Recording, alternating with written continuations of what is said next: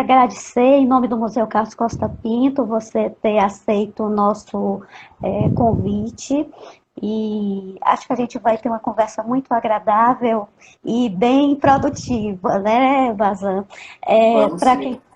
Para quem não te conhece, eu queria que você se apresentasse. Difícil, né? Quase todo mundo aqui que está entrando, estou vendo, lhe conhece, mas é bom você se apresentar.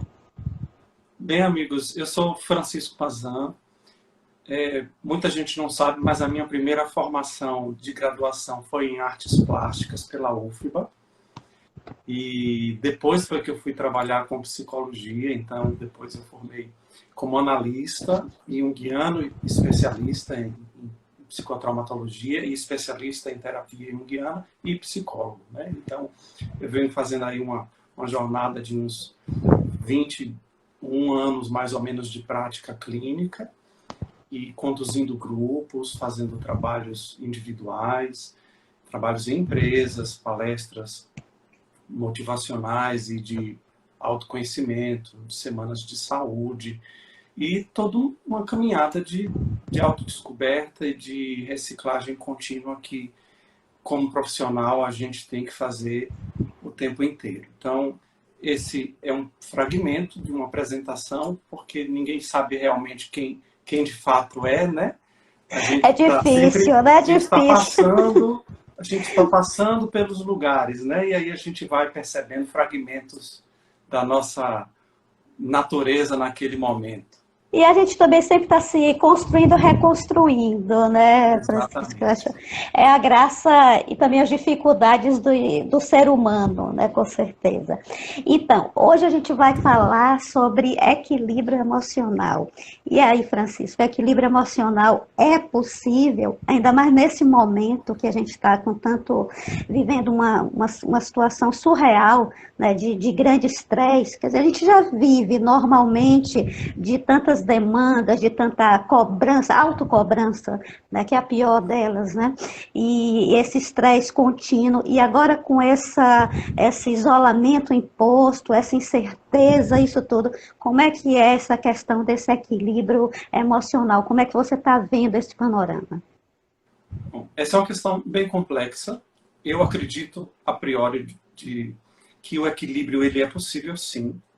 Porém, o que acontece? Quando você é surpreendido com uma série de situações e questões que vão colocar em xeque antigos enquadres e vão trazer a sua baila, ao seu palco, uma série de demandas que são demandas que vão requerer superação, adaptação, resiliência.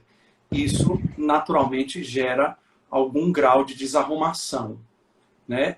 O pressuposto da palavra equilíbrio, a gente tem que trazer um contraponto muito importante de que ele não vai significar inércia.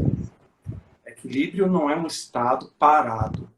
Então, ele vai pressupor que você vai balancear dimensões enquanto você vai lidando com elas. E isso, de certa maneira, acaba esbarrando na nossa necessidade de amadurecer o conceito de equilíbrio e bem-estar, né? Que não é somente aquela falsa ideia, a ideia psicologicamente infantil de um contexto onde as coisas acontecem todas a contento, onde as coisas acontecem sempre da forma como eu esperaria e que eu dou sempre conta de todas as coisas. Isso é, para mim, um lado da questão. O E outro sob lado da questão, controle, né? sob Que a gente tem às controle. vezes a ilusão de que sempre tem controle sobre tudo o que acontece ou acontecerá. A gente pode propor, a gente pode planejar, a gente pode imaginar direções, mas se você não estiver aberto para os prováveis desvios que a própria correnteza da vida vai trazendo, a própria resistência a essa correnteza gera desequilíbrio, né? Então, o outro lado da questão do equilíbrio que a gente tem que trazer é, toda vez que eu não consigo construir equilíbrio, provavelmente eu devo estar derivando muita energia para alguma dimensão que está drenando a mais aquela cota de energia que seria devida, e eu não estou compensando com outras zonas e outras dimensões de minha vida que pudessem promover uma condição de construir qualidade de estar presente, de construir qualidade de saúde no sentido holístico da palavra, e que pudesse, por assim dizer, criar um senso de que todas as coisas estão recebendo atenção dentro do que é possível, mas nem em excesso, nem em negligência. E aí é que entra essa possibilidade da gente poder imaginar o equilíbrio como um caminho de realinhamento com a nossa alma no mundo. Ela não vai se realinhar isolada do mundo. Claro. A Né? gente, afinal de contas, a gente está inserido nesse espaço, nessa coletividade. Eu acho que uma imagem que acho que todo mundo pensa, né, quando fala em equilíbrio é da balança, não é isso? E os pratos, né, a gente tenta sempre, né, para não poder desequilibrar e realmente só funciona dessa forma, como você mesmo está falando, às vezes a gente prioriza algumas coisas que às vezes nem deve priorizar, e em prol de outras, e deixa abandonado, e aí o equilíbrio realmente vai se desconstruindo, né? Verdade, é verdade. E eu fico imaginando assim, que a gente tem uns caminhos para construir esse senso de equilíbrio que vai passando por uma saúde emocional, e a gente começa com a ideia de amor próprio, de autoestima, né? Uma autoestima bem estruturada, onde você seja capaz de se aceitar, onde você seja capaz de se respeitar, em que você seja capaz de, em se respeitando, convidar o outro a respeitar também os seus limites, claro, né? E ao mesmo tempo ir se construindo como alguém que vai desenvolvendo e resgatando ferramentas em sua própria fisiologia, em sua própria psique, para ser capaz de se autorregular, né? Se a gente pensar aqui, por exemplo, uma ideia que me ocorre, né? Quando a gente nasce, quando tem um bebezinho chorando, né? Ou tá com fome, ou tá de xixi, ou de cocô, ou tá com a cólica, e aí, muitas vezes, a mãe ou o pai, ou o cuidador mais próximo, coloca essa criança mais próxima, em contato com a pele, com o peito, com o batido do coração, com a prosódia da voz, e assim, aquele organismozinho novo, ele não sabe se regular, né? Ele sente, mas ele não tem ainda. Quem ensina ele a se regular é o adulto, né? Na prosódia da voz, no toque, na temperatura, nesse acalento, na presença, né? E aí a gente cresce com mais ou menos ferramentas de autorregulação que a gente já começa a aprender desde cedo. É que a gente esquece, né, do poder do vínculo, do poder dessa sabedoria que a nossa fisiologia carrega, nosso próprio corpo que, em conexão com o psiquismo, tenta ir regulando as coisas. Se a gente puder imaginar que quando, por exemplo, o inconsciente cria um sintoma na tentativa de negociar um contexto que é bastante difícil de ser elaborado, difícil de ser confrontado, difícil de ser aceito. Muitas vezes ele vai criar um contrato que gera um sintoma, e esse sintoma gera um desequilíbrio momentâneo, gera uma puxada de atenção momentânea para algo que passa a gerar dor, a gerar algum grau de sofrimento, seja físico ou psíquico. Aquilo tudo também, de certa forma, é uma tentativa de criar homeostase que esse binômio corpo e mente está tentando construir, e que a gente não olha isso como símbolo. Então, a gente tem símbolos no nosso corpo, a gente tem símbolos na nossa vida como um todo, a gente tem símbolos na sincronicidade com que as coisas vão acontecendo em torno de nós e como a gente vai dando significado a isso. E quando a gente deixa de escutar isso, a gente deixa de escutar essas vozes mais internas, e aí a gente já começou a colocar o pezinho fora da estrada. Faz sentido isso aí? Faz muito sentido, né? Você falou, eu também lembro. Na verdade, a gente às vezes esquece, né, que nós somos corpo, mente e espírito também, né? A alma, enfim, independente de religiosidade, né, e tal, a gente é alguma coisa a mais, né? Tem alguma coisa a mais. E a gente não é só manter as necessidades básicas, todo mundo sabe disso, que nos faz felizes, equilibrados, a gente sempre está buscando alguma coisa a mais. E às vezes a gente não ouve, como você estava falando, isso eu achei interessante, esse diálogo interno. Por uma série de motivos, a gente esquece desse eu que fica às vezes, e aí acaba tendo até uma patologia, como você mesmo está É pontuando, verdade, não é é isso? verdade, é verdade.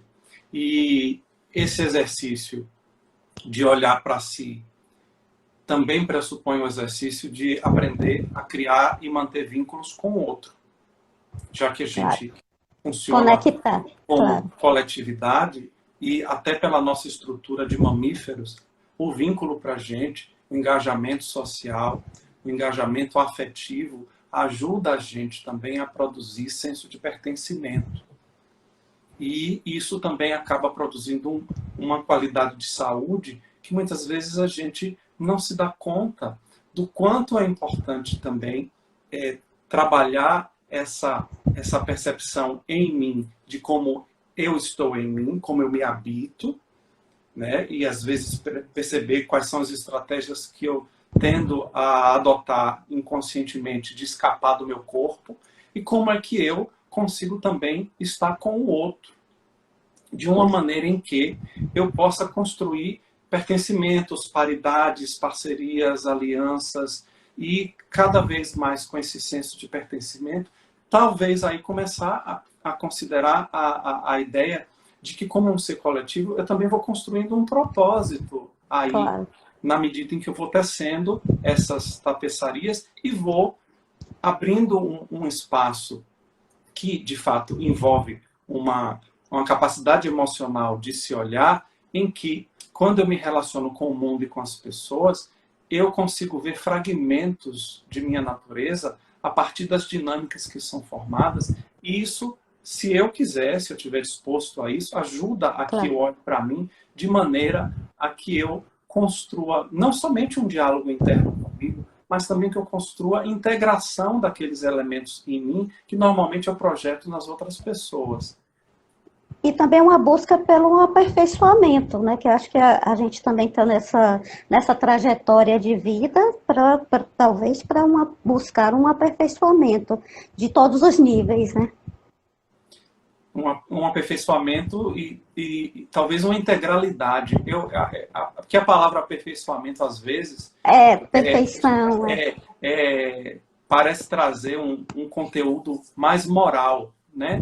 E aí, quando você pensa na totalidade, você engloba essa questão de um aperfeiçoamento porque você vai criando uma amplitude de consciência num nível em que você também começa já que a gente falou disso, você também começa a sair de tudo que é muito arquetípico, né? De tudo que é muito típico a todo mundo. E, por exemplo, como a gente estava falando de se relacionar com as pessoas e aperfeiçoar cada dimensão, né? Assim, a gente não sabe o que é o arquétipo, a gente não vê o arquétipo, a gente vive as imagens arquetípicas na medida em que a gente vivencia os temas da nossa vida, né? Então, cada um vai vivenciar essas imagens de uma forma e junto com elas vão vir os elementos das sombras, os elementos dos complexos, as questões mais difíceis da nossa psique, e porque são difíceis para nós, a gente não consegue ver na gente, a gente vê nos outros, e é assim, se é um equivalente, né, isso de poder resgatar de volta a projeção que eu faço no outro, e aí olhar para mim, e aí com isso eu amplio a consciência, ilumino esses espaços mais sombrios, e isso sim vai trazendo uma condição maior de que eu aperfeiçoe, de que eu melhore o meu ser humano, as minhas melhores versões, as minhas melhores imagens. E eu não tenho como fazer isso sem ter esses espelhos, né? Eles são fundamentais para que esses processos possam acontecer. É fundamental também a gente enxergar esses espelhos, que às vezes as experiências passam e a gente não processa como um espelho para que a gente tenha essa experiência, né? Uhum. Às vezes aquilo passa despercebido, né? A gente fica mantido na projeção, né? Fica mantido no olhar para o outro, o outro que é o portador da Do vilania problema. e do problema, do mal, né? E aí a gente vive essa dicotomia, e isso também é desequilíbrio, né? Isso é a antítese do equilíbrio, como a gente imagina aqui, em tentar passear aqui ao longo dessa live. Claro, a gente vivencia situações de formas diferentes, né?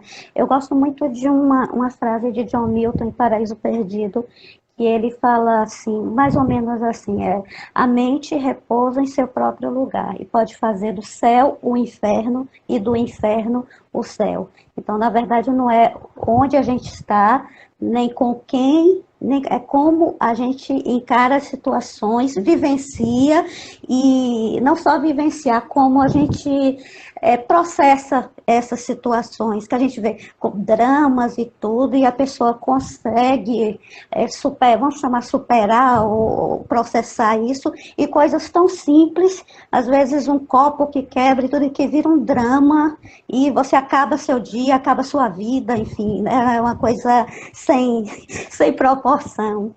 Exatamente, esse termo sem proporção, ele diz muita coisa para a gente, porque quanto mais desproporcional é a nossa reação em relação a alguma coisa que acontece, mais conteúdo inconsciente aquilo está trazendo, de certa maneira.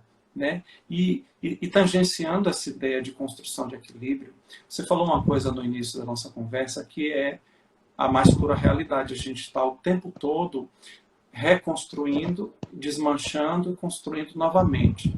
Né? E esses processos que envolvem amadurecer um olhar sobre a vida, amadurecer nosso psiquismo para que ele vá se adultificando e a gente vá saindo para uma relação melhor com aquelas situações que diferem dos projetos individuais, ajudam a gente a sermos capazes de construir mais funcionalidade, mais regulação e, inclusive, mais criatividade para poder manejar situações que, de outra forma, elas se tornam impraticáveis, porque é como se, dependendo do nosso estado emocional, pequenas coisas ficam gigantescas. Às vezes você já vem aí, e, por exemplo, com esse processo pandêmico que você mencionou também no início, a gente já vem com um acúmulo de 8 meses de confinamento e de Atenção, restrições, de de medo. diluição de medo, de diluição de relações, e a gente vai tendo uma aproximação muito intensa de questões que até já estavam ali, mas que a gente tinha outras dinâmicas de vida que não faziam a gente ficar o tempo todo em contato com aquilo, e aquilo vai exacerbando e, de certa forma, vai trazendo à tona tudo aquilo que não foi trabalhado, que não foi dito, e aí vem, muitas vezes, o descontrole, né? Vem a desconexão, vem a insatisfação ficando maior, né? A emocionalidade vai ficando muito à flor da pele. E tem um dado que não é exclusivamente do comportamento.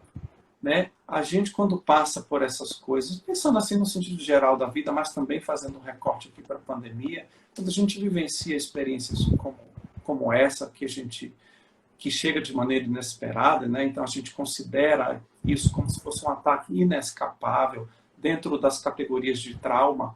Isso é um ataque inescapável que acopla muitas vezes medo com imobilidade, né? Então vai trazer aqui uma sobrecarga no sistema nervoso, e essa sobrecarga vai aumentar os níveis de ansiedade, vai aumentar o funcionamento de um eixo que a gente tem, que se chama HPA, que é hipotálamo, pituitária, adrenal, que é um eixo que, dentre outras coisas, é responsável por regular nossas funções de lidança com o estresse. E o estresse repetitivo, ele vai aumentando a quantidade de cortisol, de cortisona no organismo, aumentando a quantidade de adrenalina, reduzindo a qualidade da resposta imunológica do sistema, mas também afetando a qualidade das sinapses que a gente tem no cérebro. E, portanto, isso faz com que a gente tenha um decréscimo de neurotransmissores importantes para a regulação do humor e do afeto, afetando o equilíbrio emocional de uma maneira de cunho neurobiológico, né? Falando aqui por esse ponto de vista. E aí a gente acaba perdendo a capacidade de valorar os eventos com um senso de realidade que eles poderiam ter, porque já existe uma sobrecarga que também já é de ordem neuroquímica, que se junta às questões de ordem psicológica e as questões de ordem interna e o que está no entorno com o que eu estou tendo que dar conta e me relacionar. Então, isso, com o tempo, muitas vezes, gera um nível de sobrecarga tamanho que a ansiedade vai ficar tão cronificada que ela vai descarregar o sistema nervoso a um nível em que ele vai entrar em resposta de congelamento, que isso é uma resposta fisiológica, mas que corresponde ao que a gente entende por depressão, do ponto de vista da psicopatologia. Então, toda essa dinâmica de sobe e desce, ela é natural para a vida, porque a gente precisa de carga para fazer o movimento, então a gente tem a carga emocional para fazer o movimento, por exemplo, fazer um exercício físico, ou fazer uma viagem para o exterior, ou ir dar uma aula, ou fazer alguma coisa que para mim é desafiadora, qualquer coisa, por menor que seja, vai exigir... Fazer uma live. Fazer uma live vai exigir uma carga de energia emocional, uma carga de estresse para você poder fazer esse movimento, mas tudo que é excessivo e contínuo não vai ter esse movimento rítmico, que é o movimento do fluxo da vida, né? Então aí a gente se depara momentaneamente numa dinâmica dentro do espaço-tempo com uma ruptura que cria altos e baixos com diferenças muito grandes em termos de proporção e que a gente ainda está ali tentando alcançar resiliência para poder saber como se comporta diante daquilo que acabou de chegar, né? E isso é um desafio complexo, né? Aprender como olhar para isso e aprender ferramentas que ajudem você a olhar para isso e entender como isso funciona é o que vai corroborar para que a gente entenda que é possível reconstruir equilíbrio emocional, mas não como uma dinâmica fantasiosa de eu vou entrar num marasmo e não vai acontecer nada, ou eu não vou sentir nada. Então, às vezes, os pacientes, por exemplo, eles dizem: Francisco, eu estou sentindo tal coisa, eu não quero sentir isso, eu preciso de uma sessão agora, eu não quero... E isso é uma coisa que você vê muito comum, porque quando você tem um sofrimento físico, você sabe onde está doendo, onde está machucado, tal. Então você vai trabalhar porque você está vendo, você tem mais ou menos uma ideia do que está acontecendo, do que está acontecendo. Quando o sofrimento é psíquico, a nossa mente fica tentando encontrar explicações para o que aconteceu, para o que está acontecendo. Racionalizar o processo. Como a angústia não tem uma explicação óbvia, né? A angústia é um mal-estar psíquico que não tem uma definição, né? Você pode sentir angústia por diversas razões diferentes. Então, a sociedade, sobretudo a sociedade contemporânea, moderna, assim, não está preparada para sentir. Então, ela quer medicalizar, ela quer o alívio imediato. Né? Ela quer sair rapidamente daquilo. E é claro que ninguém tem que ficar querendo sofrer nem coisa nenhuma, não é isso que eu estou dizendo. É que, às vezes, até para você tomar uma decisão importante na sua vida, vamos imaginar aqui, fazer uma ruptura numa relação que não está boa, ou mudar de emprego, ou contrariar um parente que precisa dizer um não. Então, aquilo envolve que você sustente um desconforto momentâneo. Então, se você não está disposto a abrir uma consideração para que existe um lugar, uma pequena faixa, às vezes um pouco maior, de desconforto, para que você possa elastecer essa sua capacidade de lidar com situações que não são exatamente aquelas as que você gostaria, você não abre também um canal para construir um senso de segurança e um senso de eu tenho ferramenta, eu estou me habitando, eu tenho condição de construir autorregulação, eu sou dono de minhas escolhas e eu arco com elas. Então, mas Com as consequências. tudo isso envolve ter que lidar com algum grau de desconforto que é do existir. Você não acha, Francisco? Às vezes parece que nesse mundo moderno existe uma coisa assim, uma ditadura de um conceito de felicidade. A gente tem de estar feliz o tempo inteiro. E a gente sabe que isso, mas se vende muito essa imagem, as próprias mídias, enfim. E aí a pessoa, quando não está assim, ela se cobra não estar feliz. E aí tem esse desconforto que pode ser real ou por conta de uma imaginação, de um conceito que pode não ser sua felicidade de verdade e que traz um desequilíbrio sério que você pode tentar resolver através de medicação, né? E não, como você mesmo falou, explorar a causa, que às vezes é justamente você está se espelhando em um parâmetro, de um ideal, que não é, na verdade, o seu ideal. Exato. E assim, sem em nenhum momento desmerecer a importância da psicofarmacologia ou da autofarmacologia, né? Sem nenhum momento, que eu sei que nenhum não, de nós tem está trazendo momentos, isso, claro. né? Não, A não gente é sabe isso. que a medicação, quando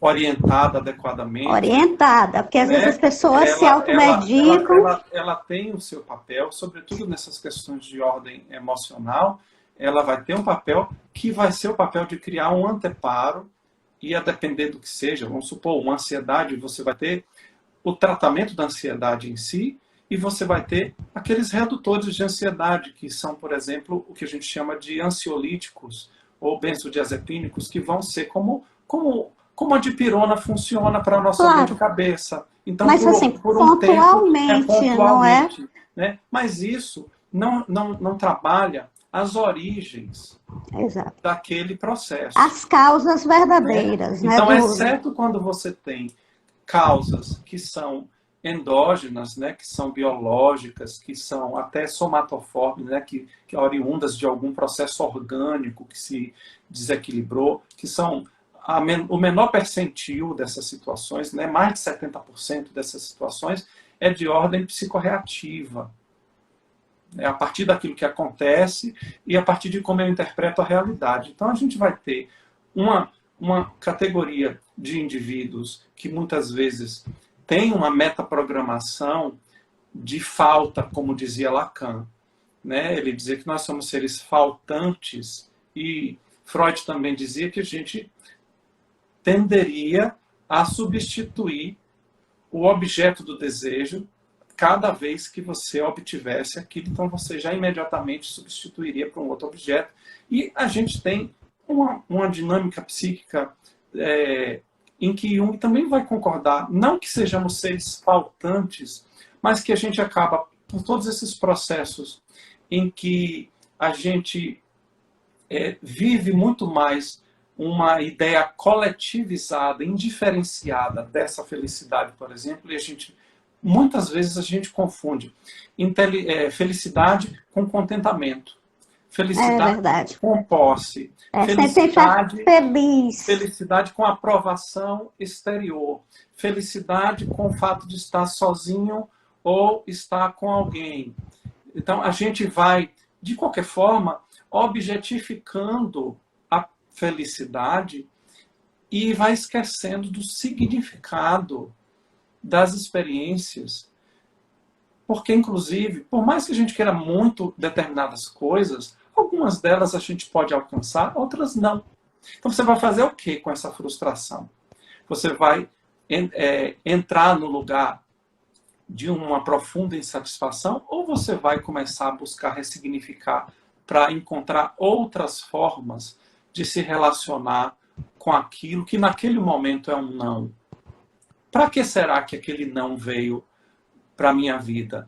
Qual será o propósito e o que isso pode ser trazido para mim em termos de símbolo, em termos de provocação do meu próprio inconsciente, né, da minha própria psique no mundo, que está inserido num contexto em que as coisas me afetam na medida em que eu estou aberto a elas e na medida em que eu não sei delas.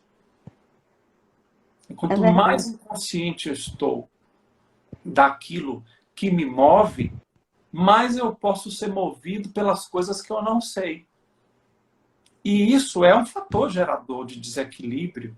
Então, vai contribuir negativamente para a construção do equilíbrio. Ou seja, o autoconhecimento aqui, então, é um elemento fundamental para a construção de equilíbrio emocional, porque começa a construir uma predisposição genuína de se relacionar com a vida, seus eventos e com as pessoas, também como fatores colaborativos para que eu possa me descobrir, né? Descobrir minhas potencialidades, descobrir os elementos que vão aparecendo na forma de conteúdos inconscientes quando são constelados nos complexos, mas também descobrir aquelas capacidades que eu tenho de sentir e de expressar e que muitas vezes elas estão enferrujadas, né? Então, se existe uma coisa que ajuda imensamente a gente ser capaz de construir consciência de si mesmo, é quando você é capaz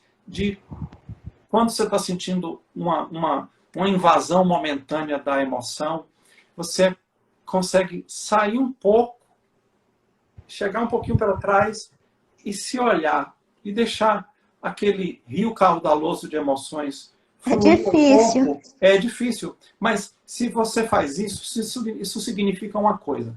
Isso significa que você começa a treinar a capacidade de se desidentificar da emoção que lhe possui. Se você se identifica com a emoção, ela lhe possui. Então quem vai passar a falar é ela, né? Então a emoção tem um componente que é psicológico, mas ela tem um componente que é límbico também, né? Que é uma resposta reflexa, que a gente não comanda. Então ela tem uma volatilidade muito grande e a gente costuma dizer, eu sou isso, eu sou aquilo. Na verdade, a gente tem estados, né? E que se a gente se deixa levar tanto pelos estados eufóricos, quanto os estados distímicos, ou os estados disfóricos, a gente começa a achar, eu sou isso, eu sou aquilo, eu sou o quê? Então a gente vai sendo uma folha ao vento, mas é o exercício de poder parar e dizer, deixa eu olhar, o que essa emoção está tentando me contar? O que ela está me dizendo? Eu estou com essa raiva por quê? Eu me senti invadido, me senti desrespeitado, eu estou com essa tristeza, foi que houve? É alguma coisa que mexeu com um valor meu? Alguma coisa que me desapontou? Então a gente vai começar a olhar e a gente olha de fora, mas a gente começa a entender, a tristeza não sou eu.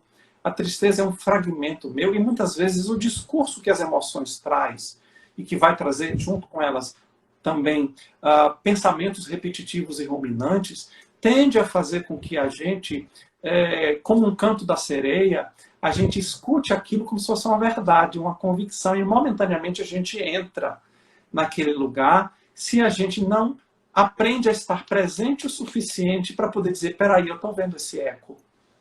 Esse eco está me contando alguma coisa. E esse é um exercício extremamente difícil, mas ele é também possível, né? Que, por exemplo, você que está aqui conversando comigo, vocês que estão aqui na sala assistindo aqui a live, na medida em que vocês estão escutando minha voz, se eu pedir que você preste atenção no encosto das suas costas, no apoio dos seus quadris, em como seus pés estão apoiados no chão, ou se seus braços estão também descansando sobre a poltrona ou sobre o espaldar da cadeira. E aí você consegue manter uma dupla atenção entre o que eu estou dizendo para você e a senso-percepção desses apoios somáticos que seu corpo está recebendo agora. Então você está com a consciência em dois lugares. Né? Você está com a consciência, e aí eu vou chamar você para ter consciência num terceiro lugar, que é o ritmo da sua respiração. Então, e agora, enquanto você vai me escutando, você vai prestando atenção no ar que entra, como é que ele entra? Entra fácil? Tem alguma constrição? O tórax expande de maneira tranquila? A barriga expande mais que o tórax? E vai prestando atenção no ar que entra, no ar que sai. Vai prestando atenção nessas três dimensões. Minha voz que está aqui com você, nossa imagem, a minha de Simone, que estamos aqui com você. E os apoios somáticos, né, suas costas encostadas na cadeira, seus braços apoiados, suas coxas apoiadas, seu quadril apoiado, seus pés apoiados no chão. E você vai prestando atenção que a gente às vezes foca muito numa coisa só, mas tem muita coisa acontecendo simultaneamente, que só quando a gente para olhar para elas, e eu não sei para vocês como é que funciona, mas se talvez aqui, nesse pequeno momento muito rápido que a gente simplesmente tirou o foco completo da imagem da live e trouxe um pouco do foco para como o nosso corpo está, se algo moveu aí dentro, para melhor, para pior, para mais confortável, para mais regulado, para menos regulado. Então, esse é um bom exemplo de poder imaginar que a gente tem ferramentas para desenvolver um manejo, não só no nível da inteligência emocional, mas no nível de como as emoções afetam o equilíbrio fisiológico e as respostas simpáticas e autonômicas, mas também como isso afeta nosso comportamento e nossas reações. Faz sentido isso aqui que eu acabei de fazer? O que você achou, Simone? Faz muito. Porque às vezes a gente tem a sensação, ou a não consciência de que a gente está presente em um lugar. A gente tem reparado muito, no caso dos museus, né, da arte, a gente tem visto, as pessoas sempre estão tirando fotografia, tirando selfie, legal, mas até que ponto você tem consciência de que você está num ambiente, de que você está de frente de uma obra de arte, você pode ter uma experiência, enfim, uma experiência com a arte que é uma experiência transcendente, pode ser, né, para depender da pessoa, claro, do momento. Então, isso que você falou, às vezes a gente não tem consciência por uma série de questões. Você está numa reunião, você está preocupada com um problema, não sei o quê, mas você, às vezes, não tem consciência do espaço de você, inclusive, nem do espaço em que você está, desse presente que passa en passant. E, às vezes, isso causa realmente vários problemas por conta dessa não consciência do eu no presente, né? Exatamente. E muito embora a gente tenha a arte como uma representação em cada zeitgeist em que ela foi aparecendo enquanto escola, né? Ela vai representando também a sociedade, ela vai representando o ser humano naquele dado momento. E eu, particularmente, por ser da área de artes também, quando eu visito um museu ou quando eu me debruço sobre uma música ou sobre uma imagem, eu gosto muito de me deleitar com os pequenos detalhes, e eu fico imaginando como será que esse artista idealizou essa peça, como será que ele fez a pincelada aqui para alcançar esse efeito, Exatamente. né? Como será que ele imprimiu força aqui nessa escultura para poder dar essa curvatura desse jeito, essa delicadeza de movimento, essa fluidez. E a arte é uma ponte para o indivíduo se conectar com a sua alma. Né? Se a gente pode imaginar, por exemplo, uma representação artística para o self, é a mandala, que é uma representação de centramento. Né? Mas a própria arte, como um elemento das funções criativas, e a gente até imagina, né, e se discute isso em psicologia muitas vezes, que com a alma de um artista tem uma diferença porque ela tem um acesso mais fácil para o inconsciente, dialoga mais facilmente com elementos do inconsciente e ele consegue transpor aquilo para as diversas linguagens da arte. Mas nós, meros mortais, que não somos nem um Michelangelo, nem um Van Gogh, nem um Kandinsky, nem Paul Klee, nem nada disso, nós, meros mortais, podemos também, ao contemplar a arte e ao trazer a expressão dos nossos sentimentos para a nossa tela, para o nosso papel, para o nosso material de pintura que a gente pode ter em casa, aquilo ali é estruturante. Aquilo ali é construtor de saúde. Se você gosta daquilo, porque você pode encontrar uma relação com a arte, não fazer que mova suas mãos. Então, por exemplo, eu já trabalhei com arte-terapia com argila. Então, a gente ensinava as pessoas a modelar as peças usando os estecos e aprendendo a utilizar os estecos do ponto de vista técnico, e depois a gente desconstruía a peça concreta para uma peça simbólica. E com a ideia de que as pessoas pudessem trazer as suas questões para aquelas peças, né? E aquilo, o próprio fato de você fazer contato com um elemento que você se sente moldando, que você se sente um ator, um protagonista, aquilo vai fazendo uma diferença muito grande, porque é como se você tivesse com uma extensão do psiquismo na ponta dos seus dedos. Como é o uma pincel, conexão, né? Uma conexão não só física, não né? só física, porque é como se você se tornasse aquele pedaço de argila, o pincel que está na sua mão, ou até os olhos, que são a parte mais externa do sistema nervoso que a gente tem, quando conecta com uma imagem de arte que nos toca, que tem um significado, quando conecta com uma paisagem, quando conecta com uma fotografia, quando conecta com um rosto querido, a gente cria sinapses, a gente caminha por sinapses de pertencimento e de regulação. Portanto, de equilíbrio, né? Não é à toa que tem o ditado popular que os olhos são os espelhos da alma, né? Sim, e a gente, inclusive, tem que aprender uma outra coisa que é bem legal, assim, quando a gente está precisando trazer mais equilíbrio para o momento, um exercício que é bom é quando você coloca aqui os dedos na direção dos olhos e você vai afastando os dedos, mas mantendo a sua visão periférica. Então você está olhando para frente e você continua tentando olhar os seus dedos até onde você consegue ver. Então, quando você consegue trazer uma informação de que tem mais amplitude no olhar em vez de mais foco, você transmite para o sistema nervoso que aquele ambiente tem mais rotas de fuga. Então você pode relaxar.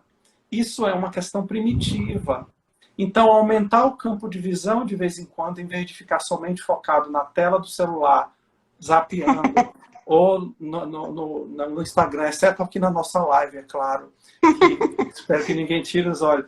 Mas quando você consegue criar esse movimento, da mesma forma o movimento do pescoço, né, que é um movimento de orientação exploratória, então chega na sua janela, chega na sua varanda, chega na rua, então passa, olha em volta, movimenta o pescoço, se dá conta do que está em volta, porque isso também não só traz um senso de referência onde eu estou, como também transmite de uma forma primária a informação de que você tem mais condições de estar seguro, porque você sabe por onde você caminha.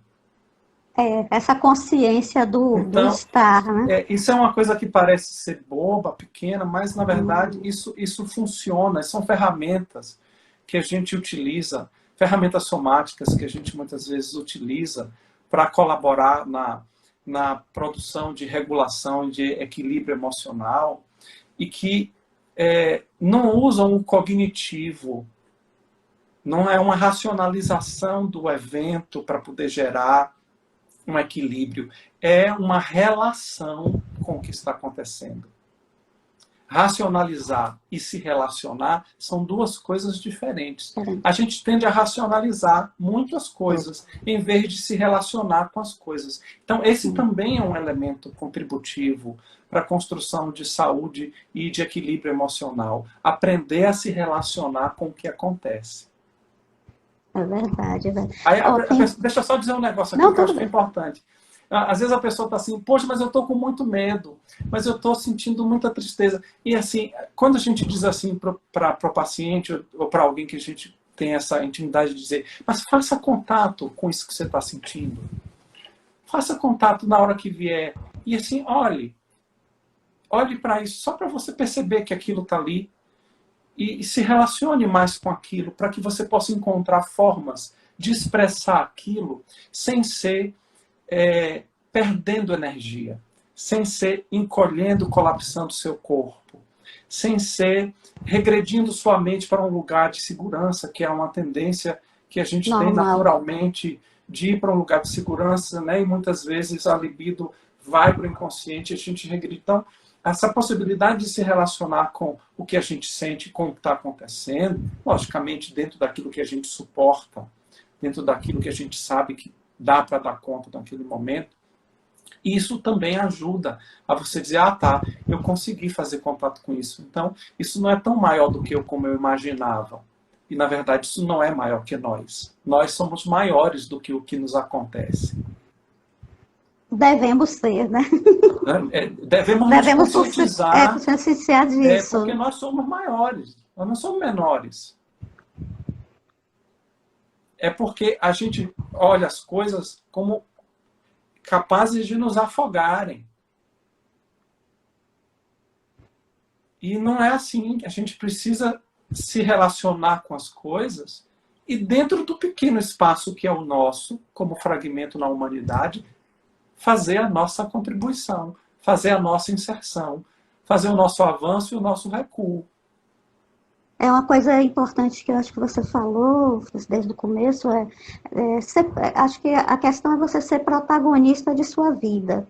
Né? Enfrentar o que tem de ser enfrentado, tentar entender, né? Porque talvez a gente não consiga, mas tentar processar, né? E não se deixar intimidar ou se levar em uma direção que possivelmente não seja o que vai lhe trazer consequências graves, né?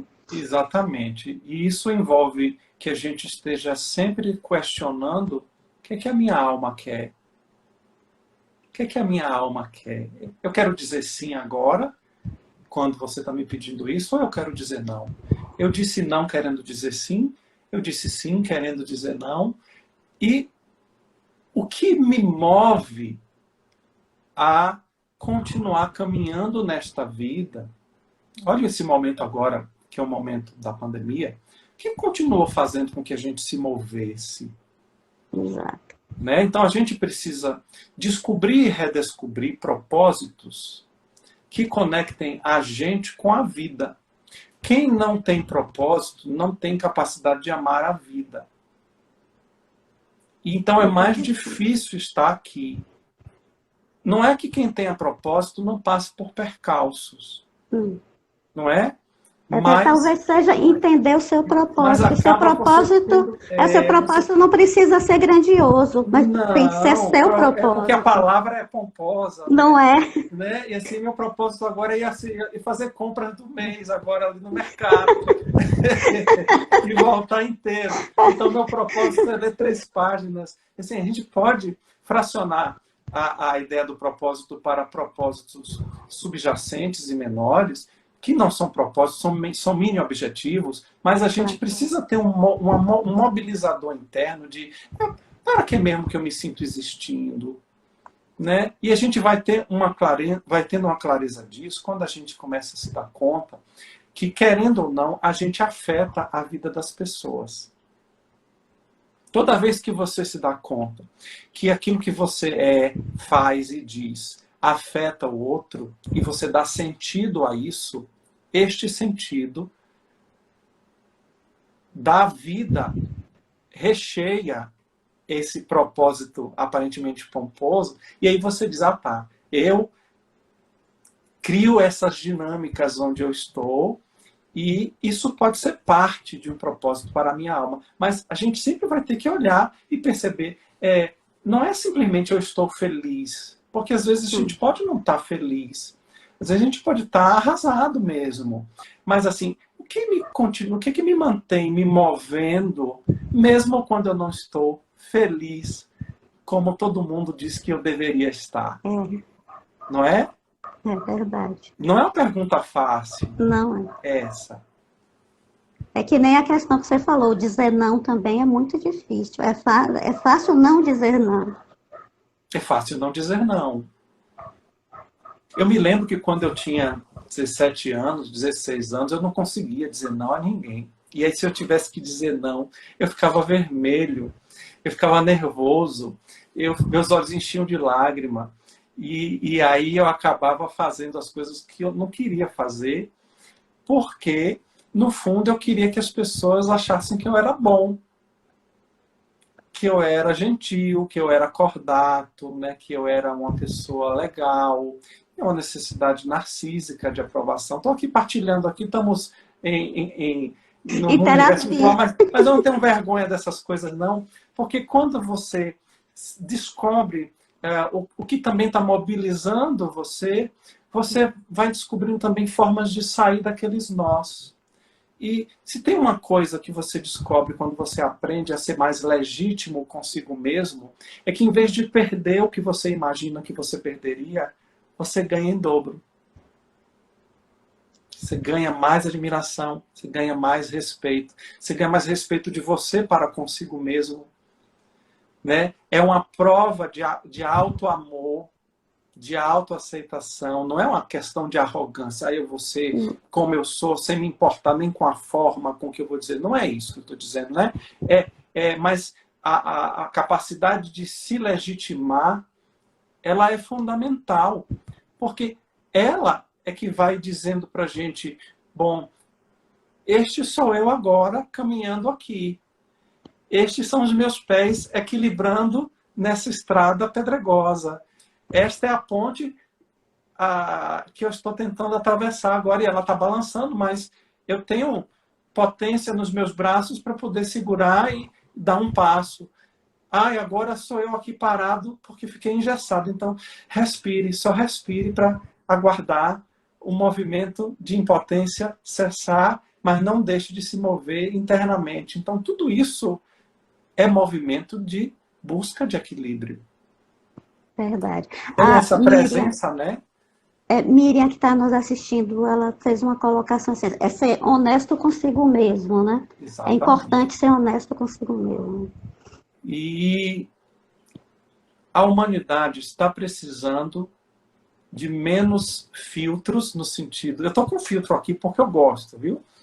Eu botei o filtro porque a minha cara está feia. Mas assim, eu sou vaidoso. Mas a humanidade precisa de menos filtros, né, de menos máscaras, de mais legitimidade, porque eu acredito, todo mundo busca no fim das contas amor. Todo mundo busca ser escutado.